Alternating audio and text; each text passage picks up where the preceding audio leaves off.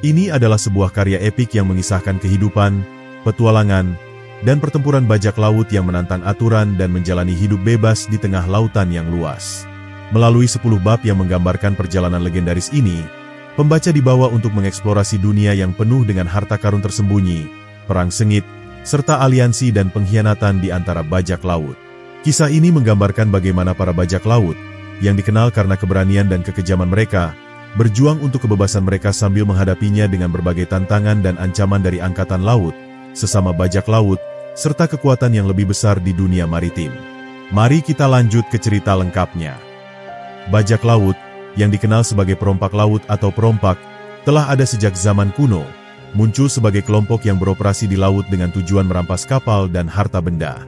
Para bajak laut ini seringkali berperan sebagai pelarian dari peradaban, atau sebagai kelompok pemberontak yang menentang pemerintahan tertentu. Menelusuri asal-usul bajak laut membawa kita ke peradaban kuno, seperti Romawi dan Yunani, di mana praktik perompakan laut sudah mulai dikenal. Namun, periode paling terkenal dari bajak laut datang pada abad ke-17 hingga abad ke-18, yang sering disebut sebagai zaman keemasan bajak laut. Bajak laut mulai muncul di sepanjang perairan yang kaya akan perdagangan, seperti Laut Karibia, Selat Malaka, dan Laut Mediterania. Kapal-kapal dagang yang mengarungi samudera membawa muatan berharga seperti rempah-rempah, emas, dan perak, yang membuat mereka menjadi sasaran empuk bagi para bajak laut. Selain itu, banyak dari bajak laut ini adalah mantan pelaut atau tentara yang terbuang, yang beralih ke kehidupan kejahatan di atas laut.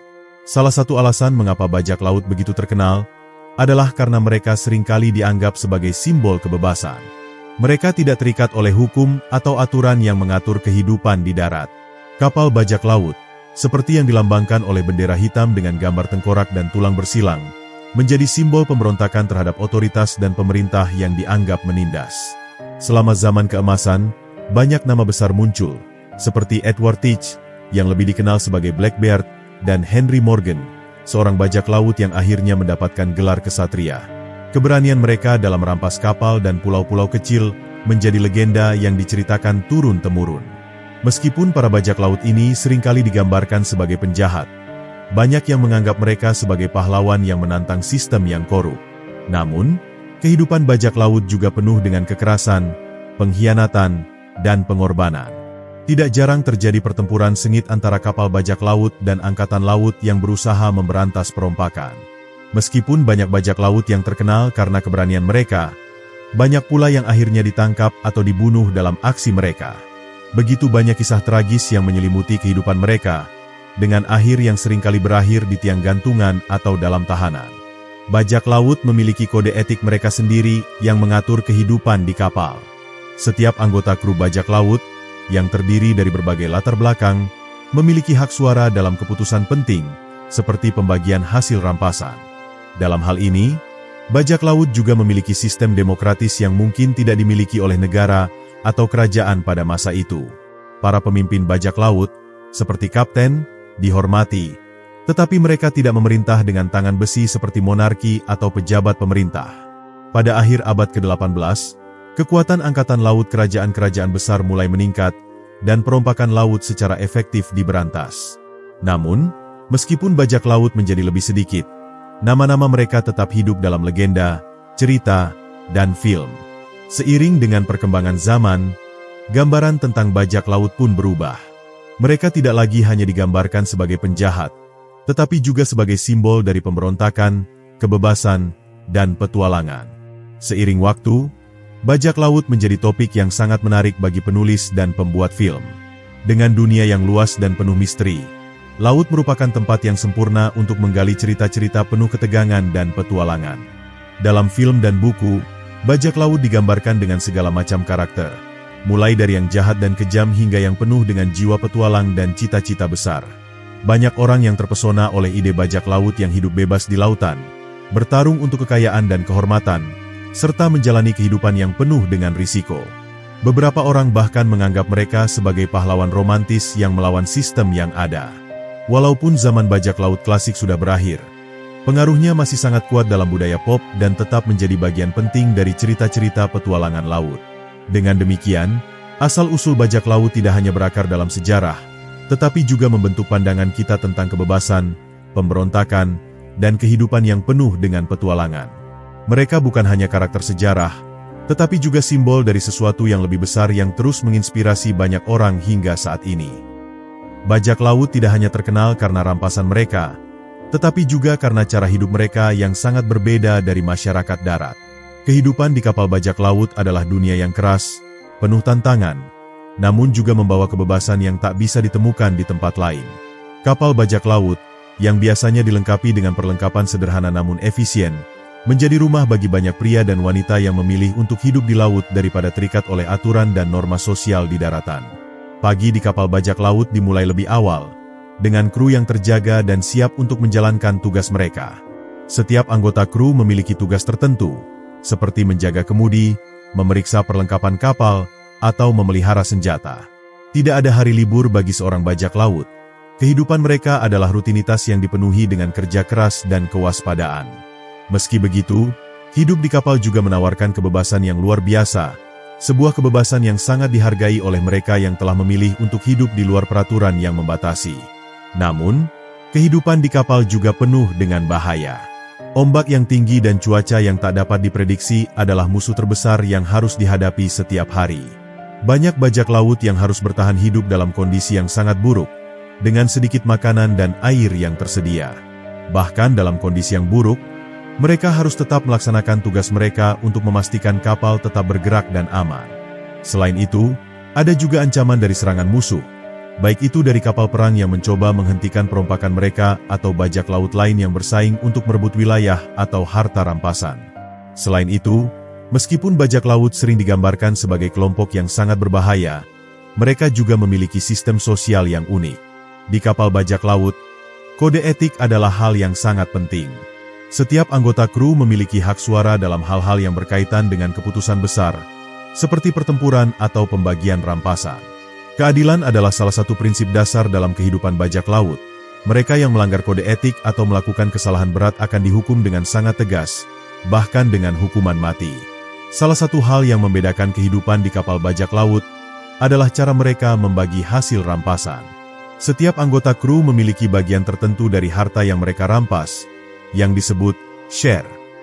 Pembagian ini didasarkan pada kedudukan di kapal, dengan kapten biasanya mendapatkan bagian terbesar, diikuti oleh perwira dan kru lainnya. Namun, yang menarik adalah adanya kesepakatan kolektif tentang pembagian rampasan. Para bajak laut seringkali berbicara dalam pertemuan terbuka, dan semua keputusan penting diambil dengan suara terbanyak. Di luar kesepakatan praktis ini, ada juga ikatan persaudaraan yang kuat di antara sesama bajak laut. Mereka mengandalkan satu sama lain untuk bertahan hidup dan menjalankan operasi dengan sukses. Kepercayaan dan loyalitas adalah kualitas yang sangat dihargai di dalam kelompok ini, dan pengkhianatan terhadap sesama kru bisa berakibat fatal. Bahkan dalam situasi yang sangat sulit, mereka bekerja sama untuk saling mendukung dan mempertahankan hidup. Namun, kehidupan di laut juga seringkali berhubungan dengan kesendirian. Banyak bajak laut yang merindukan rumah dan keluarga mereka, namun terjebak dalam rutinitas hidup yang tak bisa dihentikan. Untuk mengatasi rasa rindu dan kesepian, beberapa bajak laut membentuk ikatan yang sangat erat dengan rekan-rekan mereka, menjadikan kapal bajak laut seperti keluarga yang besar.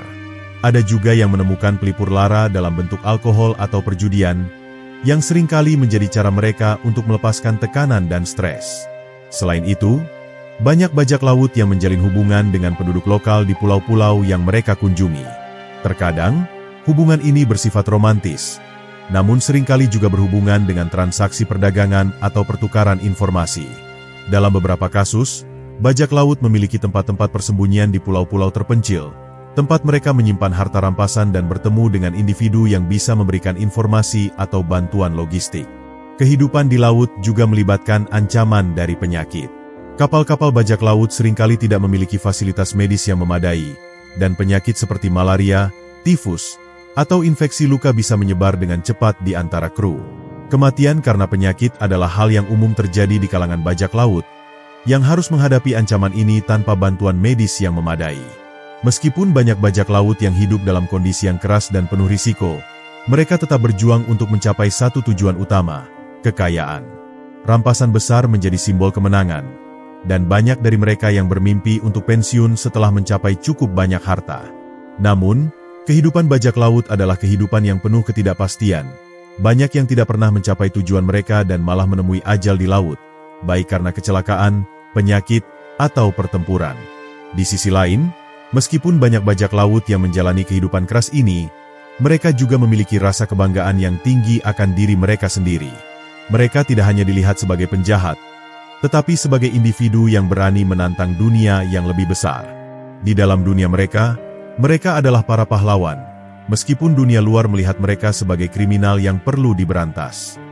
Kapal bajak laut adalah pusat dari segala aktivitas yang terjadi di laut. Tanpa kapal, para bajak laut tidak akan memiliki sarana untuk merampas harta, bertempur, atau bahkan bertahan hidup di samudera yang luas. Kapal bajak laut bukan hanya sebuah alat transportasi, tetapi juga simbol kekuatan, kebebasan, dan petualangan. Desain kapal bajak laut bervariasi tergantung pada zaman dan wilayahnya. Namun ada beberapa ciri khas yang menjadikannya sangat efektif dalam melakukan perompakan. Kapal yang sering digunakan oleh bajak laut pada zaman keemasan adalah jenis kapal layar seperti brigantine, schooner, dan galeon. Kapal-kapal ini memiliki keunggulan dalam kecepatan dan manuver, memungkinkan bajak laut untuk mengejar kapal-kapal dagang atau melarikan diri dari serangan angkatan laut. Sebuah kapal bajak laut biasanya dilengkapi dengan banyak lapisan layar yang memungkinkannya untuk berlayar dengan kecepatan tinggi, serta sejumlah besar senjata untuk pertempuran jarak dekat, seperti meriam dan pistol. Salah satu fitur paling terkenal dari kapal bajak laut adalah bendera hitam mereka, yang dikenal sebagai Jolly Roger. Bendera ini tidak hanya digunakan untuk menakut-nakuti kapal-kapal yang melintasi perairan, tetapi juga berfungsi sebagai simbol yang mengidentifikasi kapal sebagai kapal bajak laut. Tergantung pada kapal dan kaptennya, desain bendera ini bisa berbeda, tetapi biasanya menampilkan gambar tengkorak dan tulang bersilang, yang mengingatkan pada ancaman kematian yang menanti siapa saja yang berhadapan dengan mereka. Namun, kapal bajak laut bukan hanya sekadar alat untuk merampas harta benda. Mereka juga berfungsi sebagai rumah bagi kru bajak laut. Setiap kapal memiliki area yang berbeda, dari dek utama tempat komando kapal dijalankan, hingga ruang bawah dek yang digunakan untuk menyimpan harta rampasan, persediaan makanan, dan tempat tinggal para bajak laut. Kapal-kapal besar seperti galeon bisa memiliki ruang yang cukup luas untuk menampung kru yang terdiri dari puluhan hingga ratusan orang. Kehidupan di atas kapal bajak laut bisa sangat penuh tantangan. Meski kadang tampak megah dengan keberanian dan kegagahan, sebenarnya ada banyak keterbatasan dalam kehidupan kapal. Ruang yang sempit, terutama di ruang bawah dek, membuat kru bajak laut harus hidup dalam kondisi yang sesak. Makanan seringkali terbatas, terutama selama pelayaran yang panjang, dan penyakit bisa dengan cepat menyebar di ruang yang sempit itu. Pada saat-saat seperti itu, kerjasama dan persahabatan antar kru menjadi sangat penting untuk bertahan hidup. Selain itu, kapal bajak laut juga harus dilengkapi dengan berbagai peralatan untuk pertempuran. Meriam besar yang terpasang di sisi kapal adalah senjata utama untuk menyerang kapal dagang atau kapal perang yang mencoba melawan mereka. Senjata api, seperti pistol dan pedang, juga sangat penting dalam pertempuran jarak dekat. Selain itu, kapal bajak laut harus mampu menahan kerusakan yang terjadi selama pertempuran. Dalam banyak kasus, pertempuran laut bisa berlangsung sengit dan mengakibatkan kerusakan parah pada kapal, memaksa kru untuk bekerja sama dalam memperbaiki kapal mereka secepat mungkin. Salah satu aspek yang menarik dari kapal bajak laut adalah cara mereka melakukan perbaikan dan pemeliharaan. Ketika sebuah kapal mengalami kerusakan, kru bajak laut harus bisa mengatasi masalah tersebut dengan menggunakan alat-alat sederhana yang mereka miliki. Perbaikan bisa memakan waktu berhari-hari atau bahkan berminggu-minggu, tergantung pada tingkat kerusakan yang terjadi. Selama proses ini, kru harus bekerja keras dan berkolaborasi untuk memastikan kapal bisa kembali berfungsi dengan baik. Di samping pertempuran dan perbaikan, kapal bajak laut juga memiliki peran dalam hal penyimpanan harta rampasan. Biasanya, kapal bajak laut memiliki ruang khusus untuk menyimpan hasil rampasan mereka, yang seringkali terdiri dari barang-barang berharga seperti emas, perak, rempah-rempah, dan perhiasan. Terkadang, mereka juga menyembunyikan harta mereka di pulau-pulau terpencil atau gua yang sulit dijangkau, menciptakan legenda mengenai harta karun yang hilang. Hal ini menambah aura misteri yang menyelimuti kehidupan bajak laut. Salah satu cerita yang terkenal adalah legenda tentang harta karun Captain Kidd, yang dikatakan telah disembunyikan di pulau-pulau tertentu. Meskipun tidak banyak bukti yang menunjukkan bahwa harta itu benar-benar ada, Cerita ini telah menginspirasi banyak pencarian dan penelitian untuk menemukan harta karun yang terkubur di laut. Banyak petualang yang mencari harta bajak laut yang hilang, yang menambah daya tarik romantis dalam sejarah bajak laut. Bagi bajak laut, kapal mereka bukan hanya alat untuk bertahan hidup dan merampok, tetapi juga lambang kebebasan. Kehidupan di laut memberikan mereka kesempatan untuk menjalani hidup tanpa batasan yang ada di daratan, di mana mereka terlepas dari hukum dan aturan. Meski berbahaya dan penuh tantangan, hidup di kapal bajak laut memberi mereka rasa kontrol atas nasib mereka sendiri, yang tidak bisa ditemukan dalam kehidupan biasa. Kehidupan di atas kapal bajak laut juga memberi mereka kesempatan untuk menjelajahi dunia, melihat tempat-tempat yang tak dikenal, dan bertemu dengan orang-orang dari berbagai bangsa. Setiap perjalanan bisa membawa mereka ke tempat-tempat baru yang penuh dengan misteri dan peluang untuk merampas lebih banyak harta. Dengan setiap kemenangan, mereka semakin dekat dengan tujuan mereka, kekayaan yang tak terhitung banyaknya dan kebebasan mutlak. Namun, meskipun hidup di kapal memberikan banyak kebebasan, ada juga bahaya yang mengintai. Tidak jarang terjadi pemberontakan di antara kru, terutama jika ada ketidakpuasan terhadap keputusan kapten atau cara pembagian rampasan. Kadang-kadang, pertempuran di dalam kapal bisa lebih brutal daripada pertempuran di luar kapal. Pengkhianatan adalah hal yang umum terjadi, dan tidak ada yang benar-benar aman dalam dunia bajak laut. Kapten bajak laut adalah figur sentral dalam kehidupan bajak laut. Ia bukan hanya pemimpin yang mengarahkan kapal dan operasi perompakan, tetapi juga simbol kekuasaan, kecerdasan, dan karisma. Seorang kapten bajak laut harus memiliki kemampuan untuk memimpin, merencanakan strategi, dan menjaga moral kru agar tetap tinggi. Dalam banyak kasus, kapten bajak laut menjadi legenda. Namanya diingat oleh sejarah dan diceritakan dalam berbagai cerita dan lagu. Namun, menjadi kapten bukanlah hal yang mudah. Meskipun seorang kapten memiliki otoritas penuh di atas kapal, ia harus selalu menjaga keseimbangan antara disiplin dan kesejahteraan kru. Jika seorang kapten terlalu keras, ia bisa kehilangan dukungan dari anak buahnya. Jika ia terlalu lembek, ia akan kehilangan kendali dan krunya akan mulai memberontak. Oleh karena itu, banyak kapten bajak laut yang terkenal karena kemampuan mereka untuk menyatukan kru dan membuat keputusan yang tepat dalam situasi yang sulit.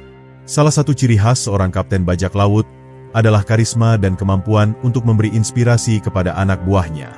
Kapten harus bisa memimpin dengan contoh, memperlihatkan keberanian dan keteguhan hati dalam menghadapi bahaya. Di banyak kapal bajak laut, kapten dianggap sebagai pemimpin yang memiliki hak istimewa, tetapi mereka juga harus memastikan bahwa keputusan mereka didukung oleh kru.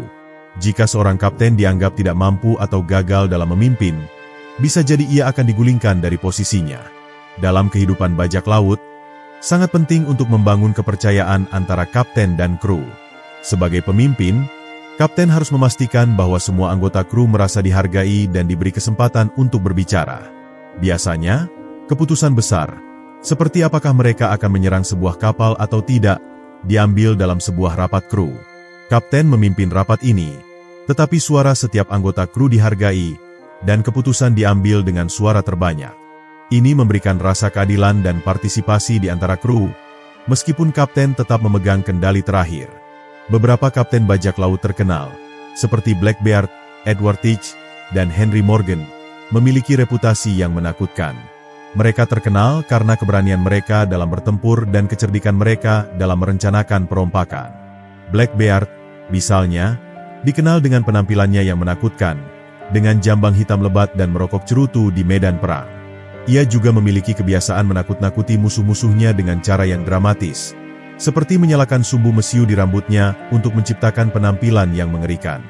Selain keberanian, seorang kapten juga harus memiliki keterampilan strategis yang luar biasa. Memilih kapal target yang tepat, merencanakan serangan dengan hati-hati, dan mengantisipasi perlawanan adalah keterampilan yang sangat dibutuhkan oleh kapten bajak laut. Bahkan di tengah pertempuran, kapten harus dapat berpikir cepat dan membuat keputusan yang bisa menyelamatkan kapal dan kru mereka dari kehancuran. Tak jarang, keputusan yang dibuat dalam hitungan detik dapat menentukan hidup atau mati bagi seluruh kru. Namun, kapten bajak laut tidak selalu berasal dari latar belakang yang mulia. Banyak dari mereka adalah mantan pelaut atau tentara yang memilih untuk beralih ke kehidupan sebagai bajak laut. Beberapa dari mereka bahkan diangkat menjadi kapten oleh kru mereka karena keahlian mereka dalam bertempur atau kecerdasan mereka dalam merencanakan perompakan. Di sisi lain, ada juga kapten yang naik ke posisi tersebut setelah berhasil menggulingkan kapten sebelumnya dalam sebuah pemberontakan. Sebagai pemimpin, kapten bajak laut juga bertanggung jawab atas kehidupan para bajak laut yang ada di bawah komandonya. Mereka seringkali harus membuat keputusan yang sulit, seperti hukuman untuk pelanggaran terhadap kode etik bajak laut atau mengatasi perselisihan antar anggota kru. Banyak kapten yang memiliki kebijakan keras terhadap pelanggaran tertentu, seperti pencurian dari rampasan atau pengkhianatan terhadap sesama kru. Pelanggaran berat seringkali dihukum dengan kematian, yang bisa dilakukan dengan cara digantung atau dilempar ke laut. Meskipun banyak kapten yang keras, ada juga yang lebih mengutamakan kebijaksanaan dan kompromi. Beberapa kapten bajak laut lebih memilih untuk bernegosiasi daripada bertempur, terutama jika mereka berhadapan dengan kapal yang lebih besar atau lebih kuat. Dalam beberapa kasus, kapten bajak laut bahkan dapat membentuk aliansi dengan bajak laut lain atau kelompok lokal untuk meningkatkan peluang mereka dalam melakukan perompakan yang sukses. Selain itu, kapten juga berperan penting dalam menentukan pembagian rampasan. Biasanya, kapten mendapatkan bagian yang lebih besar dari hasil perompakan, tetapi sistem pembagian ini diatur dalam kode etik bajak laut. Meskipun kapten mendapat bagian yang lebih besar, ia juga memiliki tanggung jawab lebih besar dalam hal menyediakan perlindungan dan pemeliharaan kapal, serta memastikan bahwa kru tetap sejahtera. Kapten bajak laut juga dihadapkan pada berbagai tantangan luar biasa. Salah satunya adalah menghadapi ancaman dari angkatan laut yang berusaha menghapuskan bajak laut dari perairan mereka. Kapten yang cerdik akan selalu menjaga agar kapalnya tetap berada di tempat yang sulit dijangkau oleh armada kerajaan atau angkatan laut, seperti di pulau-pulau terpencil atau di perairan yang penuh dengan rintangan alam. Meski demikian, ada juga kapten yang terkenal karena kepribadiannya yang jauh dari brutal. Kapten seperti Jean Lafitte, yang terkenal di perairan Teluk Meksiko, lebih mengutamakan kecerdikan dan diplomasi. Lafitte, misalnya, terkenal karena kemampuannya untuk bernegosiasi dengan pihak berwenang untuk mendapatkan kebebasan bagi dirinya dan krunya, bahkan hingga ia berperan dalam pertempuran besar pada Perang 1812. Dalam banyak cerita tentang bajak laut, kapten adalah tokoh yang digambarkan dengan berbagai macam karakter. Ada yang digambarkan sebagai pahlawan, ada pula yang menjadi penjahat kejam. Namun, apapun perannya, kapten bajak laut tetap menjadi sosok yang sangat penting dalam sejarah bajak laut. Mereka adalah individu yang memegang kendali penuh atas nasib kapal dan kru, serta menciptakan mitos dan legenda yang bertahan sepanjang sejarah. Perang laut adalah inti dari kehidupan seorang bajak laut. Pertempuran di atas air, dengan kapal-kapal yang berlayar saling berhadapan, adalah tempat di mana keterampilan bertempur seorang bajak laut diuji. Berbeda dengan pertempuran darat, pertempuran laut memerlukan strategi khusus, keterampilan navigasi yang cermat, serta keberanian untuk bertempur dalam kondisi yang sangat berbahaya. Setiap pertempuran di atas kapal adalah pertaruhan hidup atau mati, baik bagi bajak laut maupun musuh mereka. Strategi perang laut yang digunakan oleh bajak laut biasanya sangat bergantung pada kemampuan mereka untuk mengejutkan dan mengalahkan musuh dengan cepat. Sebagian besar bajak laut memilih untuk menyerang kapal yang lebih besar dan lebih lambat, seperti kapal dagang atau kapal-kapal milik kerajaan yang berlayar sendirian. Untuk itu, mereka menggunakan kapal yang lebih kecil dan lebih cepat, yang dapat melaju dengan gesit untuk mendekati kapal musuh sebelum mereka sempat memberikan perlawanan yang signifikan. Salah satu strategi utama yang digunakan oleh bajak laut adalah teknik serangan mendalam, di mana mereka meluncurkan serangan cepat untuk melewati pertahanan musuh dan langsung menuju ke dek kapal musuh. Setelah kapal bajak laut berhasil mendekati kapal targetnya, mereka akan menembakkan meriam untuk melemahkan musuh dan memecah formasi kapal lawan. Setelah itu, mereka akan melompat ke kapal musuh dengan menggunakan tali atau papan kayu yang dihubungkan antara kedua kapal, dan bertempur di dekat dek kapal untuk menguasai kapal tersebut. Namun, meskipun pertempuran di atas kapal seringkali bergantung pada keberanian dan keahlian individu, banyak bajak laut juga mengandalkan strategi yang lebih kompleks untuk mengalahkan musuh. Mereka seringkali menunggu waktu yang tepat untuk menyerang, memanfaatkan kondisi cuaca buruk atau malam yang gelap untuk menyembunyikan keberadaan mereka. Kapal bajak laut akan bersembunyi di balik kabut atau ombak tinggi, menunggu kapal yang lewat untuk menjadi sasaran serangan mendalam. Selain itu, beberapa kapten bajak laut terkenal juga menggunakan taktik pengalih perhatian. Mereka mungkin mengirimkan kapal kecil atau perahu untuk menarik perhatian musuh, sementara kapal utama mereka bersiap untuk menyerang dari arah yang berbeda. Dalam beberapa kasus, bajak laut akan menipu kapal yang lewat dengan tampak seolah-olah mereka adalah kapal dagang yang tidak bersenjata, hanya untuk kemudian melancarkan serangan mendadak ketika kapal musuh merasa aman. Selain strategi menyerang, bajak laut juga harus ahli dalam bertahan hidup di tengah pertempuran laut yang sengit. Mereka seringkali berhadapan dengan kapal-kapal yang jauh lebih besar dan dilengkapi dengan lebih banyak senjata. Dalam situasi seperti ini, kapten bajak laut harus dapat memimpin dengan cermat, mengatur pergerakan kru dengan hati-hati, dan memilih apakah mereka akan melawan atau melarikan diri. Keputusan untuk melarikan diri bisa menjadi sangat penting, terutama jika pertempuran sudah terlalu berisiko untuk dimenangkan. Tak jarang, bajak laut juga harus menghadapi armada besar dari angkatan laut kerajaan yang berusaha membasmi mereka. Dalam situasi ini, taktik mereka bisa sangat berbeda. Sebagai contoh, beberapa bajak laut terkenal, seperti Kapten Kidd, memilih untuk bersembunyi di tempat yang sulit dijangkau, seperti pulau-pulau terpencil atau gua-gua yang tersembunyi. Hal ini memberi mereka kesempatan untuk menghindari pertempuran langsung dengan armada besar yang bisa mengalahkan mereka dengan mudah. Namun, tidak semua pertempuran antara bajak laut dan angkatan laut berakhir dengan kemenangan bagi bajak laut.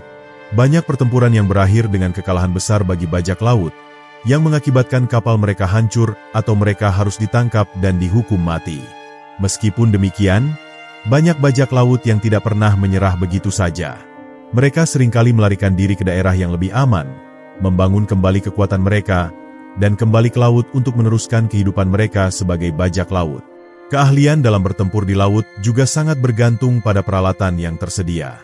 Bajak laut biasanya menggunakan meriam untuk menembak kapal lawan dari jarak jauh. Meriam ini dipasang di sisi kapal dan digunakan untuk menyerang kapal musuh, memecah layar atau merusak lambung kapal. Selain meriam, bajak laut juga memiliki berbagai senjata api seperti pistol, yang mereka gunakan dalam pertempuran jarak dekat.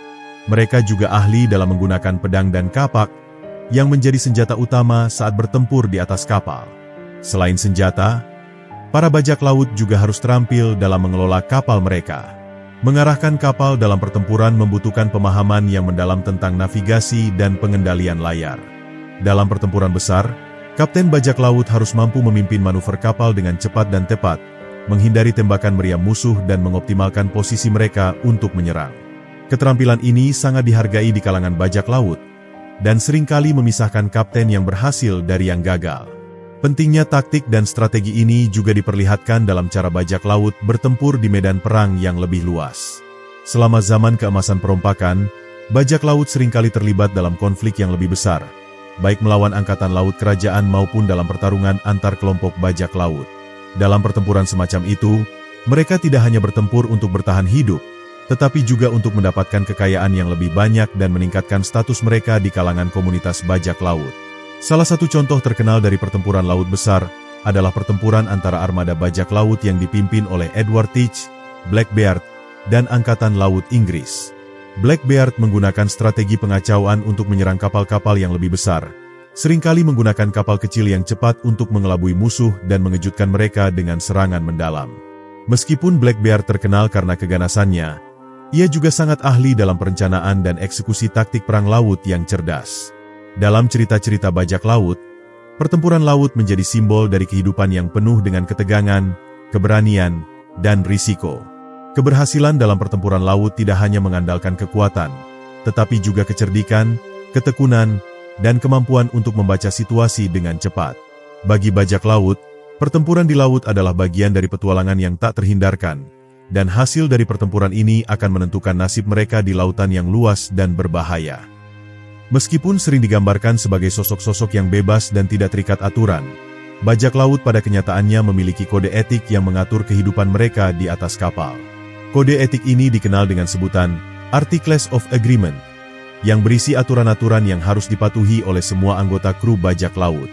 Kode etik ini sangat penting karena berfungsi untuk menjaga ketertiban dan keharmonisan di antara para bajak laut yang beragam, serta untuk memastikan pembagian rampasan yang adil. Salah satu aspek utama dari kode etik bajak laut adalah pembagian harta rampasan. Biasanya, sebagian besar rampasan dibagi antara kapten, kru, dan navigator. Kapten mendapatkan bagian yang lebih besar, namun para anggota kru lainnya juga mendapat bagian yang adil sesuai dengan peran mereka di kapal. Dalam banyak kasus, Jika ada seorang bajak laut yang terluka selama pertempuran, mereka akan menerima kompensasi lebih, yang menunjukkan betapa seriusnya bajak laut menghargai solidaritas di antara mereka. Namun, kode etik juga mengatur lebih dari sekadar pembagian rampasan. Beberapa kode etik mencakup peraturan tentang perilaku pribadi yang tidak boleh diterima di atas kapal. Misalnya, beberapa kapal bajak laut melarang perjudian atau perilaku yang bisa merusak kekompakan kru. Ada juga aturan tentang penggunaan kekerasan yang tidak perlu, dengan tujuan menjaga disiplin agar tidak terjadi kekacauan di dalam kelompok. Pelanggaran terhadap aturan-aturan ini seringkali dihukum dengan keras, bahkan ada yang dihukum mati, terutama jika dianggap membahayakan keselamatan kapal atau kru. Salah satu kode etik yang terkenal adalah, tidak ada pria yang boleh menganiaya wanita, yang menunjukkan bahwa meskipun bajak laut dikenal kejam dan tidak memiliki hukum yang ketat, mereka tetap memiliki nilai-nilai tertentu dalam hal perlakuan terhadap sesama.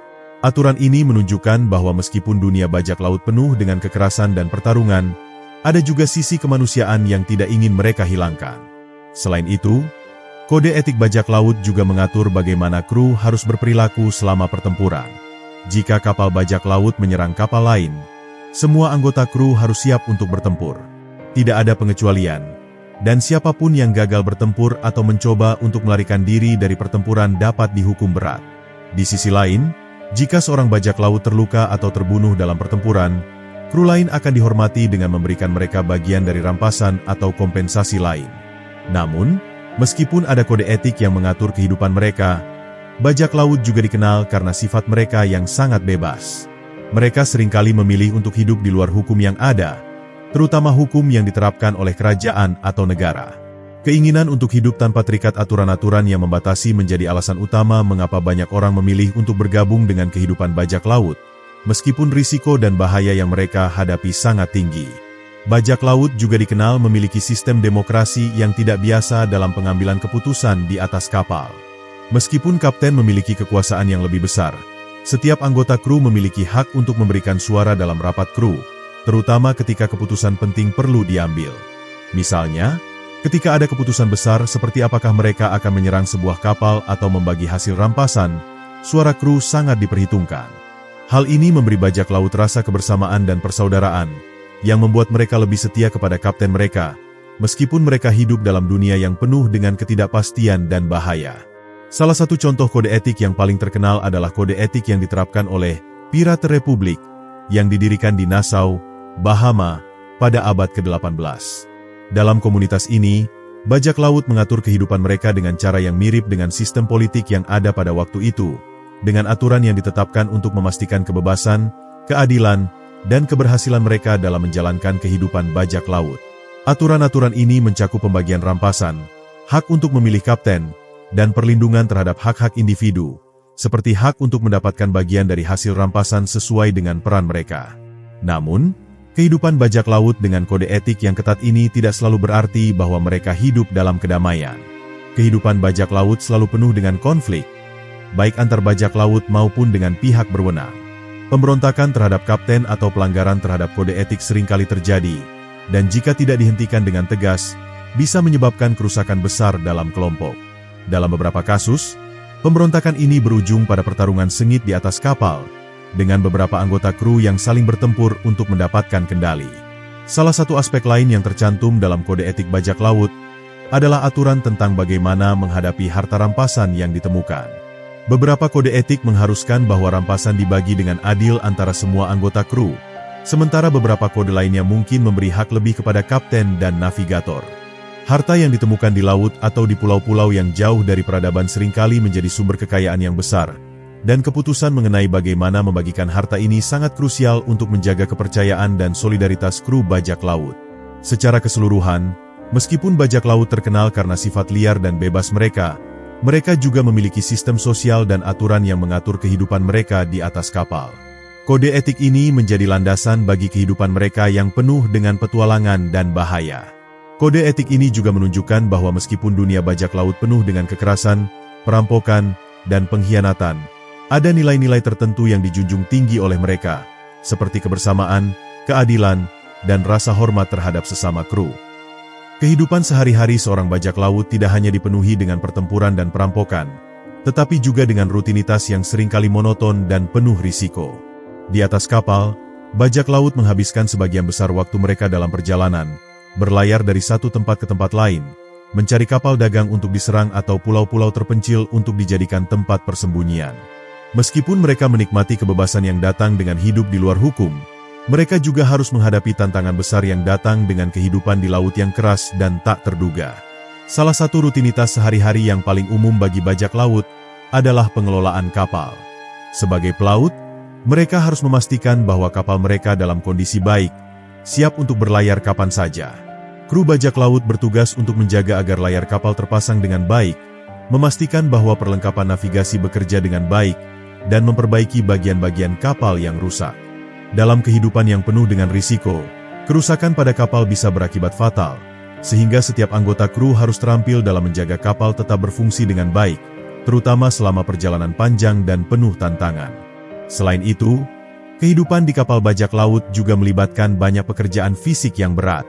Bajak laut harus menjaga kebersihan kapal, mengelola persediaan makanan dan air, serta memelihara senjata dan alat-alat tempur yang mereka gunakan dalam pertempuran. Tugas-tugas ini biasanya dibagi antara anggota kru, dengan beberapa orang bertanggung jawab atas perawatan kapal, sementara yang lain fokus pada pengelolaan persediaan atau mempersiapkan senjata. Kerjasama antar anggota kru sangat penting dalam menjalankan tugas-tugas ini, karena jika satu orang gagal melaksanakan tugasnya, itu bisa membahayakan keselamatan seluruh kapal. Kehidupan sehari-hari bajak laut juga dipenuhi dengan ketidakpastian. Mereka tidak tahu kapan mereka akan menemukan kapal yang menjadi sasaran serangan, atau kapan mereka akan berhadapan dengan armada angkatan laut. Selain itu, cuaca yang tidak menentu, badai besar, dan kondisi laut yang berbahaya seringkali menjadi tantangan yang harus mereka hadapi. Bajak laut harus selalu siap menghadapi segala kemungkinan, dari serangan mendadak hingga kerusakan kapal yang bisa mengancam nyawa mereka. Namun, meskipun penuh dengan tantangan, kehidupan bajak laut juga memberikan kebebasan yang sangat dihargai oleh banyak orang yang memilih untuk bergabung dengan mereka. Di bawah sistem hierarki yang diterapkan di atas kapal, semua bajak laut, terlepas dari latar belakang atau asal-usul mereka, memiliki suara dalam pengambilan keputusan yang penting. Dalam beberapa hal, kehidupan bajak laut dapat dianggap lebih egaliter dibandingkan dengan kehidupan yang mereka tinggalkan di masyarakat yang lebih terstruktur, di mana mereka mungkin tidak memiliki kebebasan yang sama. Makanan dan minuman menjadi masalah penting bagi kru bajak laut. Dalam perjalanan panjang di laut, persediaan makanan seringkali terbatas. Bajak laut biasanya mengandalkan makanan kalengan, daging asin, roti keras, dan minuman beralkohol seperti rum untuk bertahan hidup. Meskipun makanan ini tidaklah enak, mereka tetap menjadi bagian dari rutinitas sehari-hari dan menjadi sumber energi yang diperlukan untuk menjalani kehidupan yang keras di laut. Seringkali, persediaan makanan harus dibagi di antara kru dengan sangat hati-hati, dan siapapun yang melanggar aturan pembagian ini bisa dihukum. Selain makanan, bajak laut juga sangat bergantung pada peralatan medis yang terbatas di kapal. Kehidupan di laut sangat berbahaya, dengan cedera yang sering terjadi akibat kecelakaan, pertarungan, atau serangan penyakit. Karena tidak ada rumah sakit atau dokter di tengah laut, bajak laut harus mengandalkan obat-obatan sederhana, seperti herbal dan ramuan, serta keterampilan medis dasar dari anggota kru yang memiliki pengalaman dalam merawat luka. Dalam beberapa kasus, cedera yang parah atau infeksi bisa berujung pada kematian, mengingat keterbatasan dalam hal pengobatan. Ketika kapal bajak laut tidak terlibat dalam pertempuran atau mencari sasaran baru, kru seringkali memiliki waktu luang untuk bersantai. Namun, meskipun waktu senggang mereka terbatas, banyak bajak laut yang mengisi waktu mereka dengan berbagai hiburan sederhana. Mereka seringkali bercerita tentang petualangan mereka, bernyanyi bersama, atau bermain permainan kartu. Beberapa kapal bahkan memiliki musik, dengan bajak laut yang memainkan alat musik seperti gitar atau drum untuk menghibur diri mereka di malam hari. Ini adalah cara bagi mereka untuk menjaga semangat dan membangun hubungan yang kuat dengan sesama kru. Namun, meskipun ada sisi kemanusiaan dalam kehidupan sehari-hari bajak laut, ada juga sisi yang lebih gelap. Konflik dan kekerasan seringkali terjadi di kapal, baik antara anggota kru atau dengan orang luar. Ketegangan bisa muncul akibat perebutan harta rampasan, perbedaan pendapat tentang keputusan kapten, atau bahkan akibat rasa cemburu atau dendam pribadi.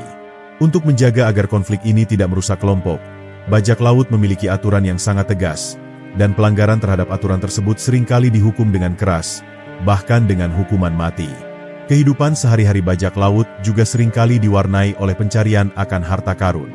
Meskipun perampokan kapal adalah cara utama mereka mendapatkan kekayaan, banyak bajak laut yang juga mencari harta yang tersembunyi di pulau-pulau terpencil.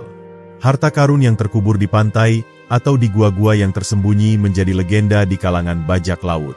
Banyak cerita tentang peta harta karun yang hilang, yang menggugah semangat petualangan mereka untuk mencari kekayaan yang lebih besar. Sebagian besar bajak laut hidup dalam kondisi yang sangat sederhana.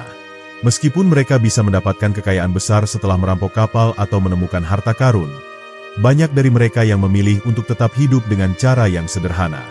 Mereka seringkali hidup di pelabuhan-pelabuhan yang tersembunyi atau pulau-pulau kecil, jauh dari dunia luar, dan hanya sedikit yang mengetahui keberadaan mereka. Dalam kehidupan yang penuh dengan bahaya dan ketidakpastian, bajak laut menghargai kebebasan yang mereka nikmati di laut, meskipun mereka tahu bahwa kehidupan itu tidak akan bertahan lama. Harta karun selalu menjadi bagian tak terpisahkan dari kisah-kisah bajak laut, membangkitkan imajinasi tidak hanya bagi para bajak laut itu sendiri, tetapi juga bagi masyarakat yang mendengar cerita mereka. Bagi bajak laut, pencarian harta karun bukan hanya tentang kekayaan, tetapi juga tentang petualangan, kebanggaan, dan keinginan untuk mengukir nama mereka dalam sejarah. Banyak kapal bajak laut yang mengarungi lautan luas dengan satu tujuan, menemukan kekayaan tersembunyi yang diakini tersembunyi di pulau-pulau terpencil atau di dasar laut. Salah satu elemen yang paling ikonis dalam pencarian harta karun adalah peta harta karun. Peta-peta ini seringkali digambarkan dengan tanda X besar yang menunjukkan lokasi harta terkubur. Namun, di dunia nyata, peta harta karun seringkali lebih rumit dan sulit dipahami, penuh dengan teka-teki, simbol, dan petunjuk yang hanya bisa dipecahkan oleh mereka yang memiliki pengetahuan mendalam tentang lautan dan pulau-pulau tertentu. Bajak laut yang memiliki peta seperti ini seringkali menjadi sasaran bajak laut lain, yang ingin mencuri peta tersebut untuk keuntungan mereka sendiri. Petualangan mencari harta karun biasanya dimulai dengan legenda atau rumor tentang kekayaan besar yang tersembunyi. Cerita-cerita ini seringkali menyebar di antara para pelaut di pelabuhan, diwariskan dari mulut ke mulut. Salah satu legenda paling terkenal adalah tentang harta karun Kapten William Kidd, seorang bajak laut legendaris yang diakini telah menyembunyikan kekayaannya di suatu tempat di Karibia. Meskipun banyak yang mencoba menemukan harta karunnya, hingga kini keberadaan harta itu masih menjadi misteri. Dalam perjalanan mencari harta karun, bajak laut seringkali harus menghadapi berbagai rintangan. Lautan yang luas dan berbahaya menjadi tantangan pertama. Banyak kapal bajak laut yang tenggelam sebelum mereka mencapai tujuan mereka, dihantam badai besar atau karam karena menabrak karang tersembunyi. Selain itu, mereka juga harus menghadapi ancaman dari angkatan laut yang berjaga di wilayah-wilayah tertentu, serta persaingan dari bajak laut lain yang mungkin memiliki tujuan yang sama. Ketika bajak laut akhirnya tiba di lokasi yang diakini sebagai tempat harta karun tersembunyi, tantangan berikutnya adalah menemukan harta itu sendiri. Banyak pulau yang diduga menyimpan harta karun adalah tempat yang liar dan tidak ramah, penuh dengan binatang buas, medan yang sulit dilalui, dan ancaman dari penduduk asli yang tidak menyukai kehadiran orang asing. Bajak laut harus menggunakan kecerdasan, keberanian, dan kerjasama untuk mengatasi semua rintangan ini dan mencapai tujuan mereka. Selain itu, harta karun yang ditemukan seringkali lebih dari sekadar emas dan perhiasan. Dalam beberapa kasus, bajak laut juga menemukan artefak bersejarah, barang-barang berharga, dan bahkan benda-benda magis yang diakini memiliki kekuatan luar biasa.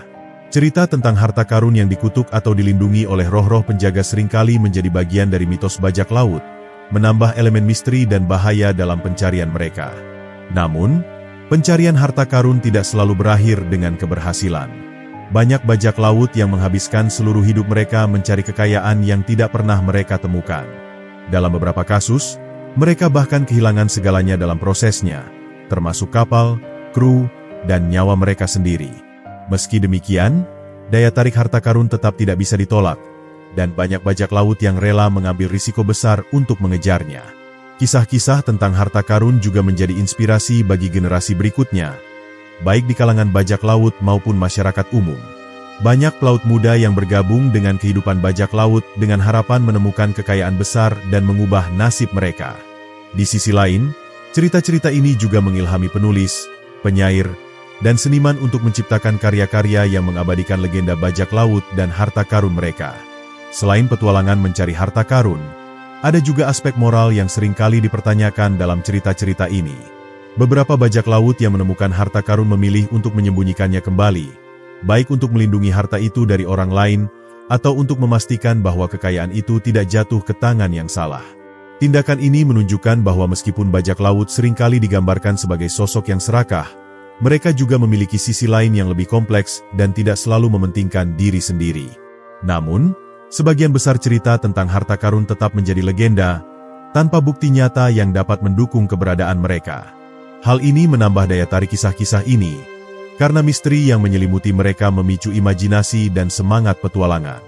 Bagi bajak laut, pencarian harta karun bukan hanya tentang menemukan kekayaan, tetapi juga tentang mengejar impian, menghadapi tantangan, dan menulis nama mereka dalam sejarah. Pada akhirnya, petualangan mencari harta karun mencerminkan semangat sejati bajak laut, keberanian untuk mengambil risiko, kegigihan dalam menghadapi rintangan, dan keinginan untuk mengejar kebebasan dan kemakmuran di luar batas-batas hukum dan peraturan yang ada. Bagi mereka, setiap perjalanan adalah sebuah petualangan. Setiap peta adalah janji akan peluang baru, dan setiap legenda adalah undangan untuk menjelajahi dunia yang belum terungkap. Di tengah kebebasan dan petualangan yang ditawarkan oleh kehidupan bajak laut, lautan adalah arena pertempuran tanpa akhir. Perang di laut bukan hanya terjadi antara bajak laut dan angkatan laut kerajaan, tetapi juga di antara para bajak laut itu sendiri. Perang ini didorong oleh persaingan, balas dendam, dan keinginan untuk mempertahankan wilayah atau merebut harta. Namun, di balik konflik tersebut, ada juga aliansi yang terjalin untuk mencapai tujuan bersama. Pertempuran laut adalah bagian tak terpisahkan dari kehidupan bajak laut. Setiap kapal bajak laut dilengkapi dengan meriam, pedang, dan senjata lainnya yang dirancang untuk memberikan keunggulan dalam pertempuran. Pertempuran sering dimulai dengan serangan kejutan. Bajak laut menggunakan kecepatan dan manuver untuk mendekati kapal target, menembakkan meriam untuk melumpuhkan musuh, dan kemudian menyerbu kapal dengan kekuatan penuh. Strategi seperti ini memerlukan koordinasi yang sempurna dan keberanian luar biasa. Namun, pertempuran di laut tidak selalu berjalan lancar. Dalam banyak kasus, kapal bajak laut menghadapi kapal yang lebih besar dan lebih kuat, seperti kapal perang kerajaan yang dilengkapi dengan persenjataan lengkap dan awak yang terlatih. Bajak laut seringkali mengandalkan kecerdasan dan kecepatan untuk melarikan diri dari musuh yang lebih kuat. Meskipun demikian, ada saat-saat di mana mereka memilih untuk melawan hingga titik darah penghabisan, baik demi melindungi kru mereka atau mempertahankan harta yang telah mereka kumpulkan dengan susah payah. Selain pertempuran langsung, bajak laut juga terlibat dalam taktik perang yang lebih halus, seperti spionase dan sabotase. Mereka seringkali menyusup ke pelabuhan-pelabuhan musuh untuk mengumpulkan informasi atau merusak kapal-kapal yang sedang bersandar. Dalam beberapa kasus, mereka bahkan berhasil merekrut pelaut dari pihak musuh untuk bergabung dengan kru mereka, menambah kekuatan mereka dalam pertempuran selanjutnya. Taktik seperti ini menunjukkan bahwa perang di laut bukan hanya soal kekuatan fisik, tetapi juga soal kecerdasan dan strategi. Di balik perang yang tiada akhir, aliansi seringkali menjadi bagian penting dari kehidupan bajak laut. Aliansi ini biasanya dibentuk untuk melawan ancaman bersama atau mencapai tujuan tertentu. Misalnya, ketika sebuah armada angkatan laut yang besar mengancam wilayah perairan tertentu, bajak laut dari berbagai latar belakang seringkali bersatu untuk menghadapi musuh tersebut. Dalam beberapa kasus, aliansi ini berhasil mengalahkan musuh yang jauh lebih kuat, menunjukkan kekuatan solidaritas di antara para bajak laut. Namun, aliansi bajak laut tidak selalu bertahan lama. Setelah ancaman bersama berlalu, aliansi seringkali runtuh karena perselisihan tentang pembagian rampasan atau perbedaan pendapat tentang langkah selanjutnya. Ketidakstabilan ini mencerminkan sifat dasar kehidupan bajak laut, yang penuh dengan ketidakpastian dan konflik. Meskipun demikian, aliansi ini tetap menjadi salah satu aspek yang paling menarik dari kehidupan bajak laut, karena menunjukkan kemampuan mereka untuk bekerja sama meskipun mereka hidup dalam dunia yang penuh dengan persaingan dan bahaya. Salah satu aliansi bajak laut yang paling terkenal adalah Republik Bajak Laut di Nassau, Bahama, pada awal abad ke-18. Nassau menjadi tempat perlindungan bagi bajak laut dari seluruh dunia, menciptakan komunitas yang unik di mana bajak laut hidup berdampingan dan bekerja sama untuk melindungi wilayah mereka dari angkatan laut kerajaan. Meskipun republik ini akhirnya runtuh, Keberadaannya menjadi bukti bahwa bajak laut dapat menciptakan struktur sosial dan politik yang memungkinkan mereka untuk bertahan dan berkembang. Dalam beberapa kasus, aliansi antara bajak laut dan pihak lain juga terbentuk.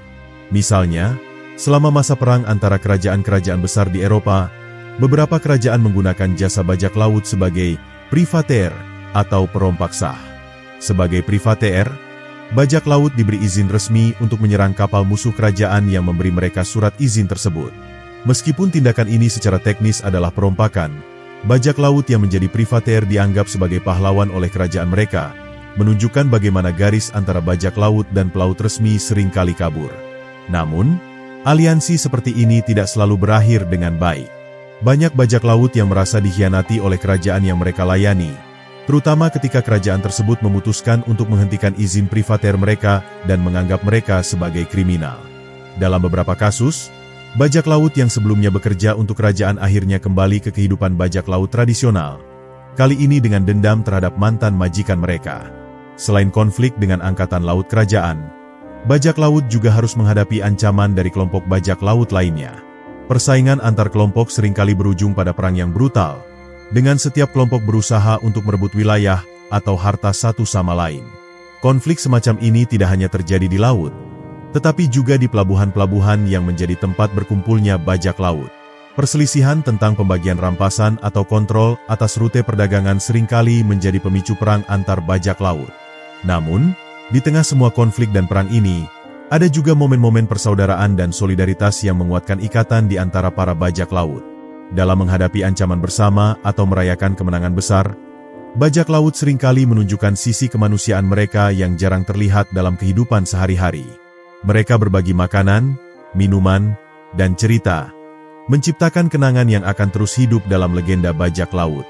Perang dan aliansi di laut mencerminkan dinamika kompleks kehidupan bajak laut, di mana keberanian, kecerdasan, dan solidaritas menjadi kunci untuk bertahan hidup. Dalam dunia yang penuh dengan bahaya dan ketidakpastian, bajak laut menemukan cara untuk menghadapi tantangan mereka, baik melalui pertempuran sengit maupun kerjasama yang luar biasa.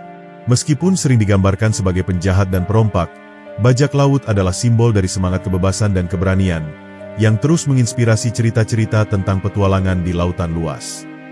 Akhir dari era keemasan bajak laut tidak datang secara tiba-tiba, tetapi merupakan hasil dari serangkaian perubahan besar yang mengguncang dunia maritim. Selama abad ke-18, kerajaan-kerajaan besar seperti Inggris, Spanyol, Prancis, dan Belanda mulai memperkuat angkatan laut mereka, menciptakan armada yang mampu menghadapi ancaman bajak laut dengan lebih efektif. Di saat yang sama, pergeseran ekonomi global dan perkembangan hukum internasional memberikan tekanan tambahan yang mempersempit ruang gerak bajak laut. Salah satu faktor utama yang menyebabkan berakhirnya era bajak laut adalah meningkatnya kerjasama antar negara untuk memerangi perompakan. Perjanjian-perjanjian diplomatik mulai mengatur batas-batas maritim dan mendorong kerjasama lintas negara dalam menangkap bajak laut. Para penguasa menyadari bahwa perompakan bukan hanya mengancam perdagangan mereka, tetapi juga merusak stabilitas politik dan ekonomi. Oleh karena itu, mereka mengerahkan sumber daya besar untuk memburu dan menghukum bajak laut.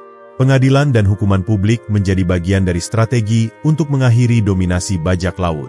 Bajak laut yang ditangkap seringkali diadili di hadapan umum dan dijatuhi hukuman mati, dengan eksekusi yang dilakukan di tempat-tempat ramai seperti pelabuhan. Contohnya adalah eksekusi terkenal terhadap William Kidd, yang pada awalnya dipekerjakan sebagai privateer, tetapi kemudian dihukum sebagai bajak laut. Eksekusi ini dimaksudkan untuk menjadi peringatan bagi orang lain agar tidak mengikuti jejak mereka. Selain itu, kemajuan teknologi dan navigasi juga berperan besar dalam mengakhiri era bajak laut. Kapal-kapal perang modern dengan persenjataan canggih dan kemampuan manuver yang lebih baik membuat kapal-kapal bajak laut yang lebih kecil sulit untuk melarikan diri. Selain itu, penguasaan rute-rute perdagangan utama oleh armada kerajaan membuat bajak laut kesulitan menemukan target yang layak untuk diserang. Lautan yang dulu penuh dengan peluang kini menjadi wilayah yang lebih terorganisasi dan diawasi. Namun, meskipun era keemasan bajak laut berakhir, warisan mereka tetap hidup. Salah satu warisan terbesar bajak laut adalah pengaruh mereka terhadap budaya populer. Buku, film, dan lagu-lagu bajak laut telah menjadi bagian tak terpisahkan dari imajinasi kolektif manusia. Sosok bajak laut seringkali digambarkan sebagai simbol kebebasan dan pemberontakan, meskipun kenyataan kehidupan mereka jauh lebih keras dan penuh bahaya. Cerita-cerita tentang harta karun yang tersembunyi, kapal hantu, dan petualangan di laut lepas terus memikat hati orang-orang dari segala usia. Kisah-kisah ini seringkali diromantisasi, menggambarkan bajak laut sebagai pahlawan yang berani melawan penindasan dan mencari kebebasan di luar batas-batas hukum. Dalam beberapa kasus, bajak laut bahkan dianggap sebagai tokoh yang memperjuangkan keadilan, meskipun dengan cara mereka sendiri yang seringkali brutal. Selain itu, bajak laut juga memberikan kontribusi nyata dalam sejarah maritim. Taktik dan strategi yang mereka kembangkan dalam pertempuran laut menjadi inspirasi bagi angkatan laut modern. Misalnya, konsep serangan mendadak dan penggunaan kecerdasan taktis dalam mengalahkan musuh yang lebih kuat adalah pelajaran yang masih relevan hingga hari ini. Selain itu, peran mereka dalam perdagangan global, meskipun seringkali ilegal, membantu membentuk peta ekonomi dunia yang lebih luas. Bahkan dalam dunia politik dan sosial, bajak laut meninggalkan jejak mereka. Beberapa sejarawan berpendapat bahwa komunitas bajak laut, dengan struktur egaliternya, merupakan cerminan dari keinginan untuk menciptakan masyarakat yang lebih adil.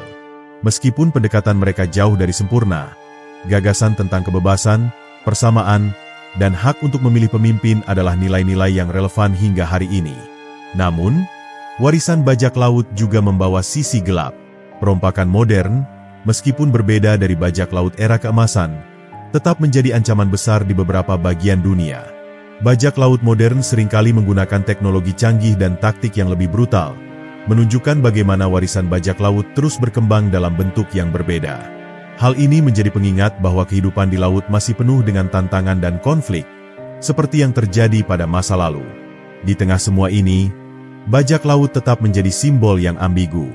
Mereka adalah pelaku kejahatan sekaligus pahlawan dalam cerita-cerita rakyat. Mereka adalah perusak aturan sekaligus pembawa perubahan. Warisan mereka mencerminkan kompleksitas kehidupan manusia itu sendiri, di mana keberanian dan kejahatan seringkali berjalan beriringan. Dalam banyak hal, bajak laut adalah cerminan dari sisi liar dan tak terkontrol dari jiwa manusia. Akhir era bajak laut juga memberikan pelajaran penting tentang bagaimana masyarakat berevolusi untuk menghadapi ancaman. Strategi yang digunakan untuk memerangi bajak laut menunjukkan pentingnya kerjasama, inovasi, dan keberanian dalam menghadapi tantangan besar. Meskipun bajak laut mungkin telah menghilang dari peta dunia, semangat petualangan mereka terus hidup, menginspirasi generasi baru untuk menjelajahi batas-batas yang belum dikenal. Pada akhirnya, kisah bajak laut adalah kisah tentang kebebasan, perjuangan, dan keinginan untuk melampaui batas-batas yang ada. Mereka adalah pengingat bahwa di tengah aturan dan batasan, selalu ada tempat untuk keberanian dan imajinasi. Meskipun era mereka telah berlalu, cerita mereka akan terus hidup, mengarungi lautan waktu, seperti kapal yang berlayar menuju cakrawala yang tak berujung.